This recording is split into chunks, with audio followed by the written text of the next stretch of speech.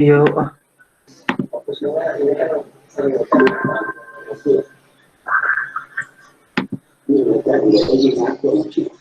Assalamualaikum warahmatullahi wabarakatuh. Selamat siang semua. Kami dari kelompok 9 akan mempresentasikan teori relaxation, teori dari mata kuliah teori bermain. Nah, di kelompok 9 beranggotakan saya Muhammad Fadila NIM 058, Bagas Listio Cahyo Putro NIM 053, dan Fahmi Rian Ditya NIM 040. Oke, yang pertama, dalam diskusi ini kelompok kami membahas teori relaxation theory, bagaimana bermain membantu dalam perkembangan mental, sosial, emosional, dan kognitif pada anak-anak. Dengan menjelaskan teori bermain, kami juga mengeksplorasi bagaimana bermain telah berubah selama bertahun-tahun karena perubahan teknologi dan perubahan kognitif, mental, sosial, emosional, dan sosial yang terjadi ketika anak-anak bermain. Aspek permainan lain yang dijajaki antara lain kontribusinya sebagai jalan keluar bagi anak untuk menghadapi pengalaman di lingkungannya. Oke, next. Peran teori relations teori. Peran bermain dalam perkembangan anak telah diilustrasikan dalam sebagai model dan teori. Misalnya, perkembangan dan pembelajaran anak Jean Piaget didasarkan pada persepsi bahwa ketika seseorang anak tumbuh, ia mengembangkan struktur kognisi dan gambaran mental atau konsep memahami dan merespons kondisi fisik di lingkungan. Oke, lanjut. Nah, ada 4 tahapan perkembangan anak. Ada 4 tahap anak sejak lahir hingga 2 tahun membangun konsep tentang bagaimana realitas bekerja dengan lingkungan sekitarnya. Yang pertama, pada tahap awal anak belum memiliki keabadian objek tentang objek fisik. Kedua, pada tahap pra pekerjaan anak tidak membuat konsep secara abstrak dan membutuhkan keadaan fisik yang konkret di usia 2 hingga 11 tahun. Dalam operasional konkret, di mana anak mulai membuat konsep, menjelaskan pengalaman fisik dengan struktur logis dan juga terlibat dalam pemecahan masalah.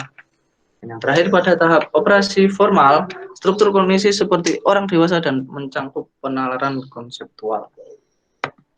Next.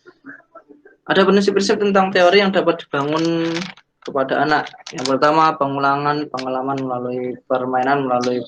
melalui permainan sehingga anak mempertahankan keseimbangan mental.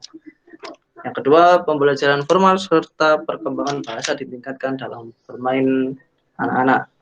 Yang ketiga, berkomunikasi lisan kepada anak pada perkembangan awal anak guna dalam membaca dan menulis. Yang keempat, mengembangkan keterampilan pemecahan masalah saat bermain. Oke, selanjutnya silakan. Oke, selanjutnya akan saya bacakan. Yang selanjutnya adalah 4 jenis permainan motorik dan sensorik. Yang pertama, anak melakukan pengulangan aktivitas fisik seperti mengayunkan kaki atau melempar kepala ke belakang untuk kesenangan semata. Yang kedua, permainan lain yang memiliki aturan sewenang-wenang yang melibatkan 2 pemain atau lebih. Permainan papan dengan aturan atau olahraga.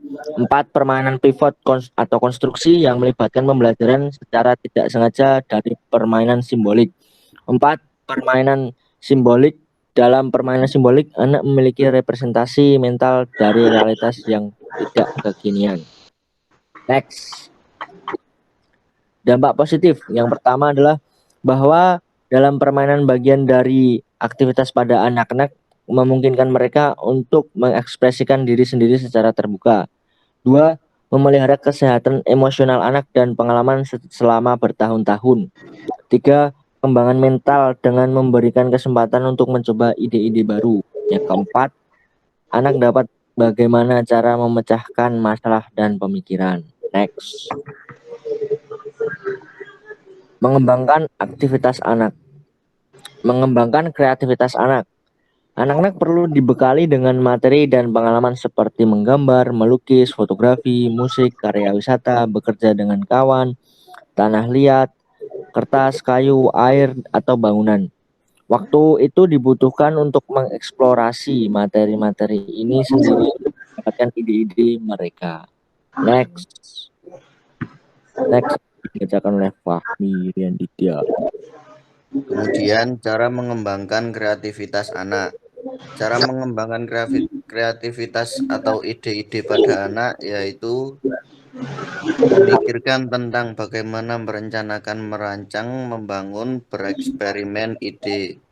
Kemudian berbagai pengalaman seperti karya wisata, merayakan liburan dan kegiatan dengan kelompok untuk mendorong anak membawa ke sekolah mengarah pada kreativitas. Kemudian memiliki lebih banyak pengalaman pribadi dengan orang-orang dan lingkungan mereka sendiri untuk menggabungkan mereka dalam permainan mereka. Bermain dalam keterampilan sosial. Keterampilan sosial pada anak-anak terutama pada saat bermain di rumah dan mengambil peran anggota keluarga. Mereka memperoleh perilakuan hubungan yang baik di antara mereka yang tidak pernah diperhatikan dalam situasi kehidupan sehari-hari. Oleh karena itu, bermain memungkinkan terjadinya interaksi antara anak saat mereka berkomunikasi satu sama lain dan bersosialisasi dalam bermain dan mendengarkan orang lain. Kemudian fungsi permainan. Yang pertama, mengungkapkan keinginan dan konflik yang tersembunyi dan tidak disadari. Kemudian, menyelesaikan ketegangan dan membantu aspek kognitif, emosional, dan moral kehidupan. Yang ketiga, berkontribusi pada kepribadian mereka. Kemudian, melalui bermain, mereka dapat berkomunikasi secara simbolis melalui sarana verbal dan nonverbal. Aktivitas kebugaran jasmani. Dalam perkembangan motorik ditingkatkan dengan aktivitas fisik atau kebugaran jasmani. Dengan bermain melakukan banyak aktivitas seperti berlari dan melompat yang mengarah kebugaran jasmani. Anak yang tidak bermain lebih rentan mengalami obesitas dan banyak komplikasi. Selain keterampilan otot besar, permainan aktif juga meningkatkan motorik kecil saat anak membangun, melukis, dan bermain dengan tanah liat. Oke, selesai. Terima kasih. Ada yang perlu ditanyakan?